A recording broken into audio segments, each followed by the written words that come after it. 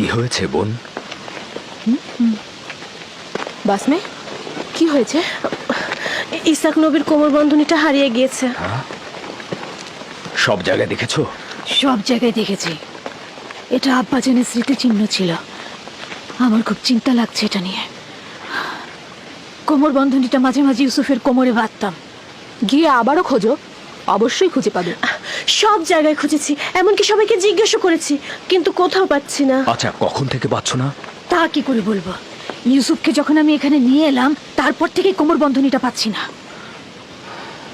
তোমরা কি কেউ কোমর বন্ধনীটি দেখেছো? সম্ভবত ইউসুফ এখানে আসার আগেই কোথাও লুকিয়ে রেখে এসেছে।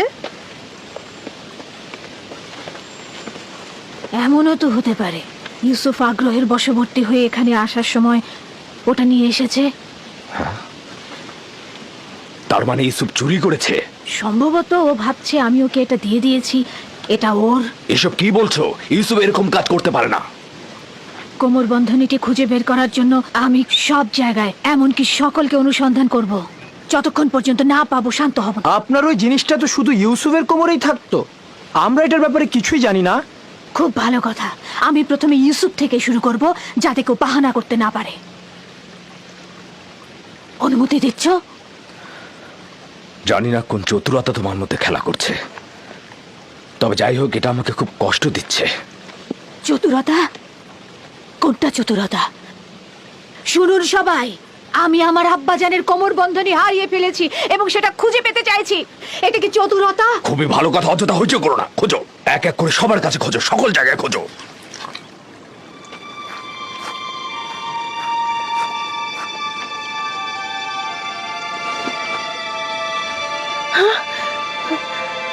কোমর বন্ধনী এখানে। দেখলে, আমি মিথ্যে বলিনি, কোমর বন্ধনী পাওয়া গেছে। ইউসুফ, এটা তুমি কি করেছো? ইউসুফ তো কিছুই করেনি, শুধু চুরি করেছে।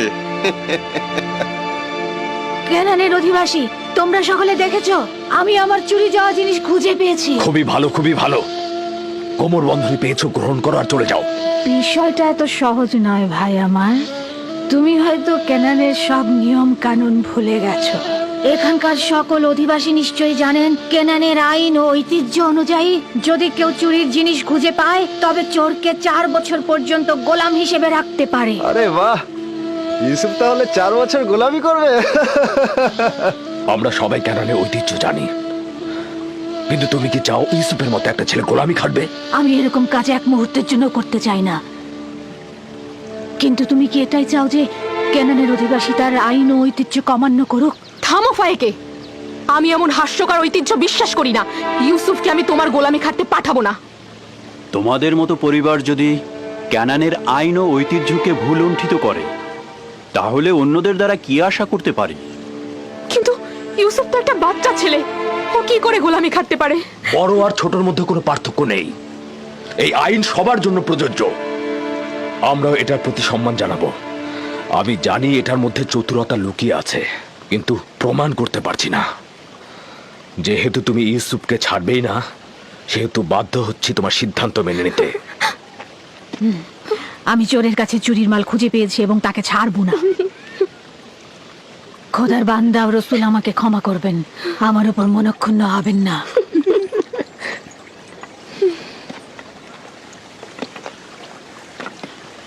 চলো ইউসুফ, তুমি আজ থেকে 4 বছরের জন্য আমার গোলাম হয়ে থাকবে। ইউসুফের এত তারিফার প্রশংসার ফলাফল এই আদর দিয়ে মাথায় উঠিয়েছে। ফলাফল হাতে নাতে পাওয়া গেল।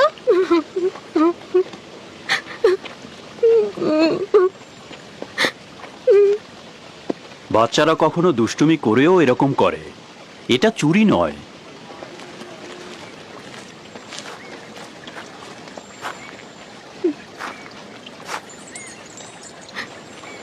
ইউসুফকে কেন যেতে দিলেন?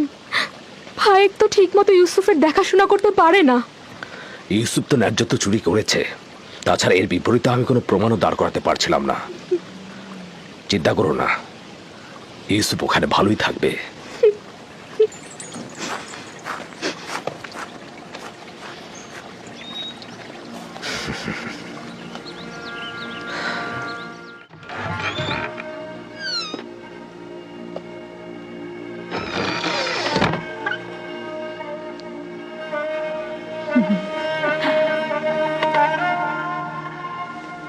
আজ থেকে তুমি আমার মালিক আর আমি তোমার গোলাম। তুমি আমার ভাইয়ের উত্তরাধিকারী, আমার বংশের প্রদীপ, আলো। এই কোমর বন্ধনী মেরাজি সম্পদ, একমাত্র তুমিই এর উপযুক্ত। না,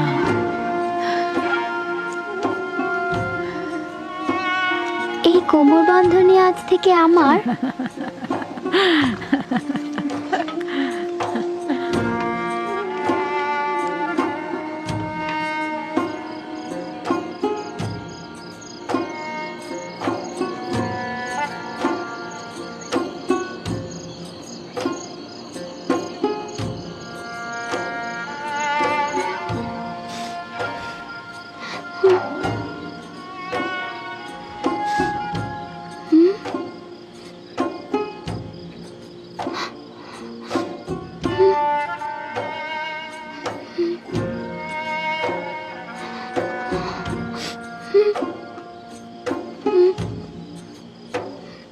ইউসুফ, ইউসুফ, পুত্র আমার, স্বপ্ন দেখছো?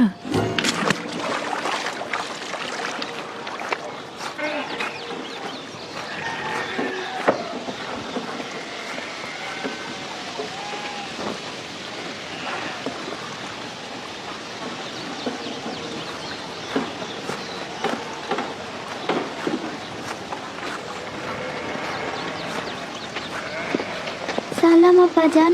সালাম আমার পুত্র। খোদার নবী কি আমাকে ক্ষমা করেছেন? তার বাড়িতে প্রবেশের অনুমতি পাবো? যদি এটা ব্যতীত অন্য কিছু করতে তাহলে ক্ষমা করতাম না। তুমি তো প্রেমিকের ন্যায় আমল করেছো, যেটা ভালোবেসেছো থাবা দিয়ে ছিনিয়ে নিয়েছো। ক্ষমা তো আম্বিয়া ইলাহির সৌন্দর্য। আশা করছি আমি ক্ষমার উপযুক্ত। আমি তো তোমার কোনো গুনাহ দেখছি না যে ক্ষমা করে দেব। তা হঠাৎ কি মনে করে? ইউসুফের পিড়াপিড়িতেই আসলাম। ও কাল রাতে একটা স্বপ্ন দেখেছে, সেটা তোমাকে বলতে চায়। এতে সন্দেহ নেই তার স্বপ্ন কল্যাণ ও নেককারময়।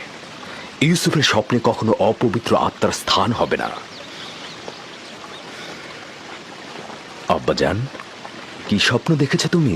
আমি স্বপ্নে দেখলাম আমার ভাইয়েরা মরুভূমিতে খেলা করছিল আর ঝোড়ো হাওয়া বইছিল।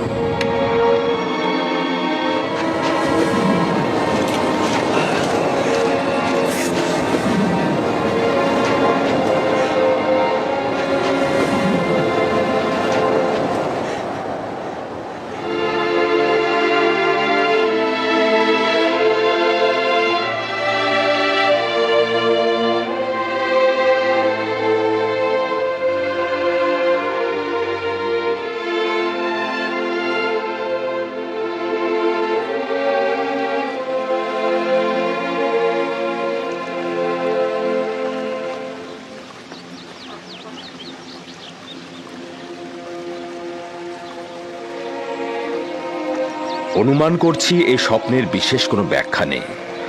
অবশ্য স্বপ্নটা বিশ্লেষণের জন্য আমি আরো কিছুটা সময় নেব। নিশ্চয় কোনো নিশানা পাবো। তোমরা এখন তাহলে ভেড়াগুলোকে চারণভূমিতে নিয়ে যাও। কি হলো, দাঁড়িয়ে আছো কেন?